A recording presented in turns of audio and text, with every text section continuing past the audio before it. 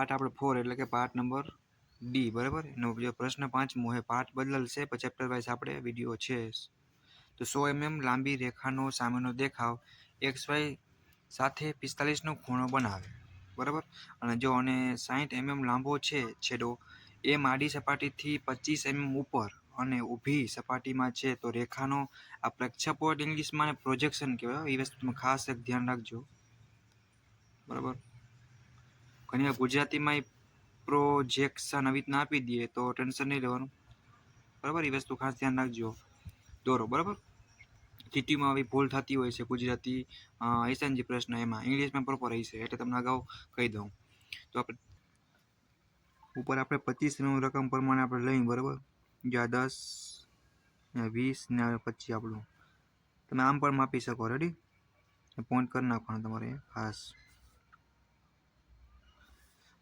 પછી પણ સાથે લખતું જવાનું એટલે તમને ડાયમેન્શન તો આપી જ દેવાના થશે આ પ્રોબ્લેમમાં પછી આ તમારે સીધી સીધી લાઈન ખેંચી લેવાની બરાબર એ તમારે દર વખતે જોવાનું એટલું અહીંયા તમારે લખી નાખવાનું path of point M in plan બરાબર એવી રીતના ઉપર તમારે અહીંયા લખી નાખવાનું path of point in elevation અહીંયા આપણું એમ તો અહીંયા ઉપર નામ દેશે એમ ડેશ બરાબર પછી તમારે જો અહીંયા કોણમાપકને વ્યવસ્થિત રાખી અને 45 ખૂણે એક ડોટ કરી નાખવાનું અને 60ની લાઈન તમારે ખેંચવાની પણ નીકળવી ક્યાં જોઈએ આપણા 45 ખૂણામાંથી 60 mm થવી જોઈએ બરાબર તમે આવી રીતના રાખી અને પણ કરી શકો બટ નીકળવી ક્યાં જોઈએ એક ખૂણામાંથી આ થઈ જાય પછી અહીંયાથી આપણે સીધી એક લાઈન સાથે અત્યારે ખેંચી લેશે બરાબર એટલે આપણે જે પાર્ટ ઓફ પોઈન્ટનું એલિવેશન લખવાનું છે એ પણ સાથે લખાઈ જાય બરાબર ને તમારે શું લખવાનું થશે તો પાર્ટ ઓફ પોઈન્ટ એન બરાબર આ એન છે અને પછી એલિવેશન આ ઉપરના બેમાં સેમ રહેશે આટલું કામ થઈ જાય પછી અહીંયા આપણે સાથે એન ડેશ નામ આપી દેશે રેડી પછી આપણે શું કરશું પરિકરની મદદથી આપણે આટલું મેજર કરશું અહીંયાથી આટલું મેજર કરી બરાબર જો અત્યારે મને કદાચ 1 mm આમથી આમ થઈ જાય તો ટેન્શન નહીં સમજાવવા માટે કરું બરાબર અહીંયાથી આટલું લઈ જવાનું છે આપણે પછી તમારે શું કરવાનું જો આ પ્રોબ્લેમ થોડોક અલગ છે આમાં આપણે ચાપ મારવાના આવશે તો ધ્યાન દેજો જો ચીટિંગ પૂછાય તો એ છે તમે ડ્રો કરી શકો અહીંયા સીધે તમારી લાઈન જેટલી વધારે જવા દેવાની કાંઈ વાંધો નહીં સ્કેલમાં તમારે 100 mm માપ લેવાનું બરાબર અહીંયાથી એટલું 100 mm માપ લે પછી એ આગળ રાખી અને તમારે પરિકરની અણીને રાખી અને એક ચાપ અહીંયા છેદે એ ટાઈપની મારવાની છે બરાબર એ ચાપ લાગી જાય પછી આપણું જે ટીએલ મળ્યું રેડી તમારે શોર્ટમાં લખવાનું બરાબર બહુ ભરી નહીં લખવાનું તો સારું લાગશે અહીંયા ટીએલ કેટલાનું થયું 100 બરાબર હું ત્યારે આમ લખું બટ તમારે આવી રીતના આડું લખવાનું આપણે શું મળ્યું ઈ અને એલ રેડી હેઠે શું નામ આપશે આપણે આ path of point N in plan લખી નાખવાનું પછી આપણે અહીંયા પછી આપણે નામ આપશે પહેલાં જો એક કામ કરી લે અહીંયાથી આપણે સીધી લાઈન લેવાની ક્યાં લગી સીધી તમારે રોલર સ્કેલ જ યુઝ કરવાની છે સીધી લાઈન તમે લઈ આવશો એ છેદ તમારે સીધી જો અહીંયા લાસ્ટ લગી લેવાની થશે જે આપણે આડી પેરેલલ જે આમાં હશે આડી લાઈન આવી ત્યાં લગી બરાબર અહીંયા તમારે જો વચ્ચે જ લખવાનું ઈ પી અને ડી રેડી પછી અહીંયાથી આપણે શું કરશે આને એક ઘાટી છે આપણે જોડ દેશે બરાબર એ આપણે લાલ પેનથી કરી આ તમારો આન્સર હું થાય પી એલ બરાબર જો એન ડેશ છે એના માટે આપણે અહીંયા એન આપશે રેડી અને હવે શું કરશે આપણે અહીંયાથી એક ચાપ મારશે ત્યાંથી તમારે જો પરિકર અહીંયા રાખી અને આટલું આપણે રાખી અને ક્યાં લગી લઈ જશે આપણે અહીંયા લગી કદાચ આ પાર્ટ ઓફ લખેલું કપાય તો એના માર્ક્સ કપાય નહીં બરાબર લાઈન કરી નાખવાની તમારે બધું પેન્સિલથી કરવાનું જે આ ઘાટી લાલ પેનથી જેટલું કરવું ને એ જ તમારે ઘાટું કરવાનું છે પછી તમારે ટીએલ લાઈન મળી ગઈ બરાબર ટોટલ લાઈન મળી ગઈ આપણી ટીએલ બરાબર 100 અને એન 1 ડેશ અને હેઠે આપણે 1 બરાબર જો મેઝર કર્યું તો તમે મેઝર પણ કરી શકો છો એ 100 ની થશે ઓટોમેટિક રેડી મસ્ત નાનકડા પ્રોબ્લેમ છે પણ તમારે રકમ પ્રોપર વાંચી અને પછી આવો એકાદ બે એક્ઝામમાં પૂછાશે જ બરાબર 17 માર્ક્સ છે પાર્ટ એ બી માંથી ટોટલ તમારે પાસ થવા માટે સહેલી અને મસ્ત એવા ડ્રોઈંગ તમારે થઈ શકે એવા છે તો પ્રોપર ડ્રો કરજો તમારા ફ્રેન્ડને પણ ઇલેક્ટ્રિકલ સેમ 2 જે થોડાક દિવસમાં સ્ટાર્ટ થશે એ લોકોને પણ બીજા સેમમાં સબ્જેક્ટ આવશે. અત્યારે મિકેનિકલમાં આવે બરાબર. સિમ્પલ સીટ છે પાસ થવા માટે સહેલું. આ 2 સીટ છે. પ્રોબ્લેમ મહેનત કરી અમે ડ્રો કરીને તો તમે પણ એટલી હેલ્પ કરજો, તમારા ફ્રેન્ડને પણ મોકલજો. રેડી? અને વિડીયો ગમે તો લાઇક, શેર અને સબસ્ક્રાઈબ પણ કરજો. હવે આપણે પ્રશ્ન નંબર 6 ની વાત કરી. છઠ્ઠો પ્રોબ્લેમ કે 100 mm લાંબી રેખા PQ નો ઉપરનો દેખાવ અને સામેનો દેખાવ અનુક્રમે 80 mm અને 70 mm છે તો બિંદુ P HP થી 10 mm ઉપર અને 15 mm આગળ છે તો રેખાનો પ્રક્ષેપો એટલે કે પ્રોજેક્શન દોરો અને તેનો HP અને VP સાથેનો ખૂણો શોધો. તમારે રકમને પ્રોપર 2 વાર વાંચી અને પછી પ્રોબ્લેમ ડ્રો કરવાનો. તો રકમ પ્રમાણે આપણે જોવા જઈએ તો ઉપર તમારે 10 લેવાના છે બરાબર. PHP થી 10 તમારે 10 અને હેઠળ 15 બરાબર. એ ક્યાં છે કે આગળ છે એમ 15 એમ આગળ. તો આ તમારે 10 ને 15 રેડી. એ પોઈન્ટ કરી અને ડાયમેન્શન આપી દેવાના 10 અને 10 બરાબર. પછી તમારે સીધી લાઈન ખેંચી લેવાની અને આપણે જે લખવાનું છે એ પણ લખી નાખશે. સ્કેલમાં તમારે 7 સેન્ટીમીટર એટલે કે 70 mm તમારે માપી અને અહીંયા તમારે રાખી બરાબર અને એક ચાપ મારવાની છે. એટલેથી તમારે ઉપર વાંધો નહીં જેટલી હોય તમે થોડીક જાય એટલે આટલી તમારે પ્રોપર ચાપ મારી અને હેઠે સીધી લાઈન ખેંચવાની છે. અને એ લાઈન રહી એ નીચે વહી જાય તો પણ કાંઈ ટેન્શન નથી. અત્યારે તમને બતાવવા માટે બોલ પેનથી ડ્રો કરું બરાબર. નીચે એટલી રેડી આટલું તમારે કરવાનું છે. પછી તમે સ્કેલમાં 80 mm એટલે કે 8 સેન્ટીમીટર માપ લઈ અને આટલે રાખી અને અહીંયાથી આમ ચાપ મારવાની છે બરાબર. એ ચાપ અહીંયા લગી જવા દેવાની. Path of point of P in plan છે ત્યાં લગી. પછી તમારે શું કરવાનું કે અહીંયાથી સીધું જવા દેવાનું. તમને અનુકૂળ લાગે એટલું માપ લઈ લેવાનું. પછી આપણે લાસ્ટમાં તમારે કહેવાય રફ કરી નાખવાનું બરાબર. હવે તમારે સ્કેલમાં 100 mm એટલે કે 10 સેન્ટીમીટર માપ લઈ અને તમારે અહીંયા ઉપર રાખી બરાબર અને એક ચાપ મારવાની છે. જ્યાં ચાપ તમને છેદે બરાબર ત્યાં તમારેથી સીધી એક લાઈન ડ્રો કરવાની છે. બટ ઘાટી નહીં કેવી આ છે. અત્યારે બોટલ માટે તમે ઘાટી દેખાતી હશે. ટોટલ તમારું કેટલું ટોટલ લાઈન કેટલી થઈ 100 mm રેડી. આ થઈ જાય પછી જો તમારે આવા એરા પણ દર્શાવવાના. આપણે અહીંયાથી આમ હેઠે ચાપ મારી દીધી તો અહીંયા હેઠે અહીંયાથી રાખીને ઉપર મારે તો ઉપર આ એરો ખાસ ધ્યાન રાખજો બરાબર. જ્યાં આપણું છેદ હોય એ પોઈન્ટથી તમારે સીધી એક લાઈન આમ વધારે 2 સાઈડ વહી ગઈ વાંધો નહીં બરાબર. ખબર પડે અહીંયાથી એટલું કર્યું. પછી તમારે જે અહીંયા આપણે ચાપ હતી ત્યાં આપણે શું કરશું જો ઘાટું પેન્સિલથી બરાબર. એટલે કે શું કરશું અહીંયા પણ સીધી લીટી મસ્ત લાગે એવું EL બરાબર એલિવેશન લાઈન કહેવાય છે. શોર્ટમાં તમે નામ યાદ રાખજો. આપણે લખ્યું છે અને ઉપર પણ લખશી. અને આપણે શું નામ આપશી Q1 એટલે કે Q ડેશ સોરી અહીંયા Q1 ડેશ અહીંયા આવશે. હવે આપણે શું લખવાના અહીં તમારે શું કરવાનું કે path of point Q in elevation બરાબર. આ વસ્તુ તમારે ખાસ ધ્યાન રાખવાની છે. આટલું કામ થઈ ગયું તમારું. અહીંયા લગી આ નામ નીચે આપી દીધું. અહીંયા આપણે નામ આપવાનું બાકી હોય તો અહીંયા પણ આપી શકીએ P1 એટલે કે P ડેશ અને અહીંયા P બરાબર. તો પછી આપણે એને શું કરશે Q ડેશ મળ્યો અહીંયા સીધી આપણે લાઈન અનુકૂળ આવે એટલે ખેંચવાની અહીંયા લગી બરાબર. અને અહીંયા છેદું છે એ લાઈનને આપણે જોઈન્ટ કરી દેશે પણ આ જ છે રેડી. આ જોઈન્ટ થઈ ગઈ પછી આ જે લાઈન છે એને વધારે આપણે લઈ લેશું. ક્યાં લગી લેવાની છે કે જે આપણે ચાપ આવી હતી ત્યાં લગી બરાબર.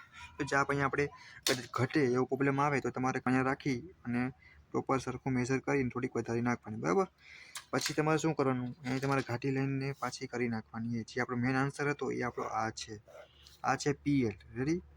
અને આ વચ્ચે જે છે એ E P અને D આ થઈ ગયું. પછી તમારે Q નામ આપી દેવાનું અને આ Q ડેશ એ ક્યાં આવશે.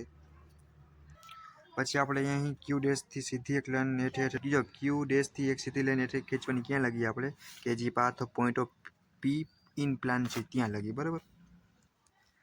પછી તમારે પાછી સ્કેલ રાખી અને જે ચાપ હતી ત્યાં છે ત્યાં લગી સીધી આવવા દેવાની. જ્યાં પોઈન્ટ મળે ત્યાં તમારે પછી જ્યાં છે ત્યાં પોઈન્ટ કરીને સીધે તમારે આમ લાઈન કરી નાખવાની બરાબર. પછી અહીંયા જે મળે જો ભૂલ ના થવી જો અહીંયાથી આપણે નથી ખેંચી લેવાની TL લાઈન બરાબર અહીંયાથી લેવાની છે.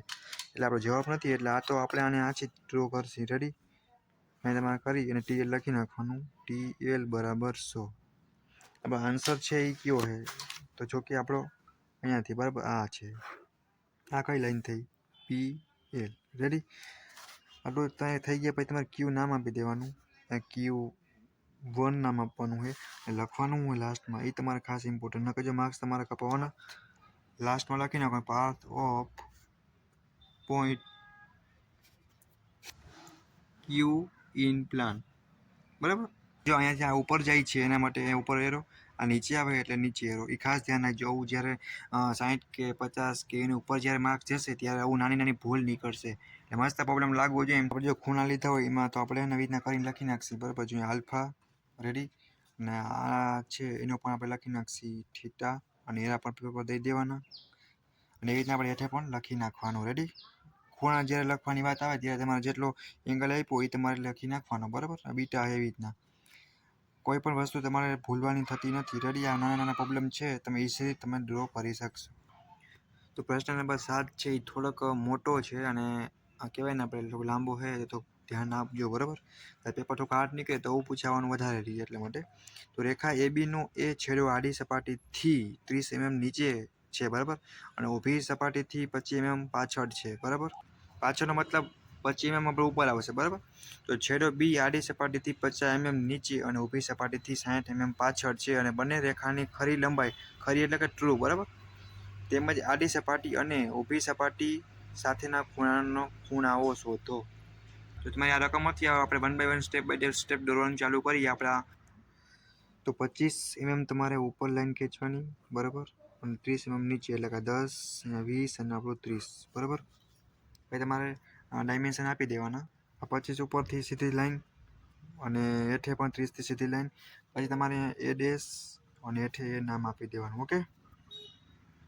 હવે આપણે શું કરશે, આ લાઈનથી 60 mm ઉપર, તો આપણે પહેલાં આને ડોટ કરી લઈશું. એક આ 60 mm છે તો જગ્યા વધારે જોશે, બરાબર. આપણે 60 mm અહીંયાથી પછી આપણે આડી એક લાઈન ડ્રો કરી નાખવાની છે.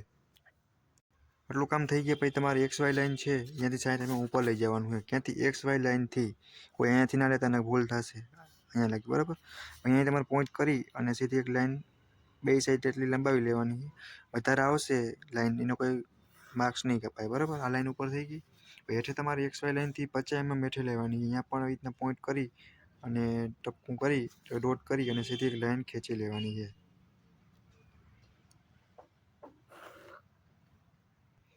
XY લાઈનથી 50 mm દૂર, અહીંયા 60 ઉપર દૂર, બરાબર. XY લાઈનથી મેઝર કરવાનું છે. પછી તમારે સીધે સીધી એક લાઈન કરી નાખવાની, બરાબર. અને જ્યાંથી જેટલું લીધું, જો અહીંયા આપણે 60 લીધું તો 60 લખી, અને જ્યાંથી લીધું ત્યાંથી એરો રીતના કરી નાખશી. XY લાઈનથી આપણે 50 હેઠે લીધું તો અહીંયા લખી અને એ રીતના તમારે એરા મારી દેવાના થશે, રેડી. અહીંયા પણ થઈ ગયું 60. હવે તમારે સ્કેલમાં માપ કરવાનો, મેઝર કરવાનું થશે 60 mm. અહીંયાથી 60 mm તમારે ડોટ કરી અને સીધી લાઈન કરવાની છે, બરાબર.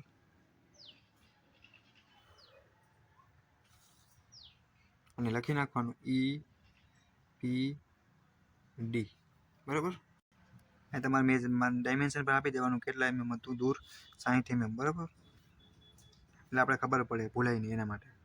પછી તમને જે આ ઉપરની લાઈન હતી, બરાબર, જે આપણે 60 mm લીધી હતી, અહીંયાથી તમારે આને કાંટો જોડ દેવાનું હોય અહીંયા લગી. ઉપર લખી નાખવાનું કે એલિવેશન લાઈન, એટલે એ શોર્ટમાં યાદ રાખશો સારું રહેશે. એ P ડેશ, બરાબર. પછી તમારે હેઠે શું કરશે કે સેમ ટુ સેમ એને પણ આપણે જોડી દેશી. અહીંયા પર લખી નાખીએ આપણે P અને L, બરાબર. જો ઉપર P ડેશ નામ આપ્યું તો છે P. હવે તમારે અહીંયાથી પરિકરની મદદથી એટલું મેઝર કરવાનું, B ડેશ, બરાબર. સીધી સીધી ચાપ તમારે લેવાની, ક્યાં લગી અહીંયા લગી. પછી તમારે સ્કેલથી સીધી સીધી લઈ જવાની, બરાબર.